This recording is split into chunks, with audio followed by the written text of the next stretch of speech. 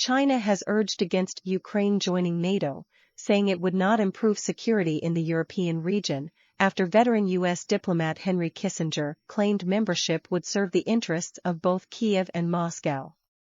Asked about Kissinger's comments during a Thursday press briefing, Chinese Foreign Ministry spokesman Wang Wenbin argued that Ukrainian NATO membership would only further inflame tensions. Ukraine should not become the frontier in a major power confrontation, he said, adding that to strengthen or even expand military groups is not a viable way to ensure the security of a region.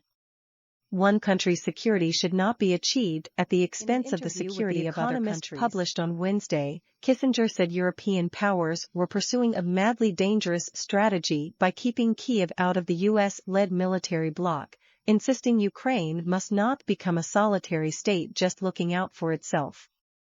He claimed NATO membership would not only benefit Ukraine, but Russia as well. If I talked to Russian President Vladimir Putin, I would tell him that he, too, is safer with Ukraine in NATO, the 99-year-old added, saying the move would prevent Kiev from making rash national decisions on territorial claims. Went on to state that a durable European security architecture could only be created through dialogue.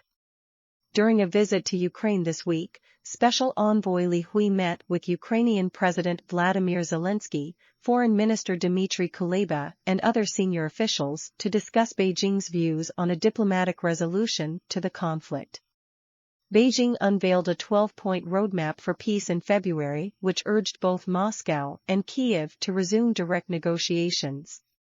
President Putin later said the Chinese plan was in tune with Russia's position and hoped the proposal could serve as the basis for a future political settlement. The 12-point plan, with the European Union's foreign policy chief Josep Borrell dubbing it wishful thinking, while the top advisor to Ukrainian President Vladimir Zelensky argued that it heavily favors Russia.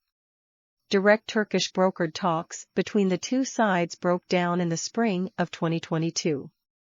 Since then, President Zelensky has ruled out any direct talks with Russia as long as Putin remains in power, and Moscow has rejected the terms for negotiations put forward by Kiev.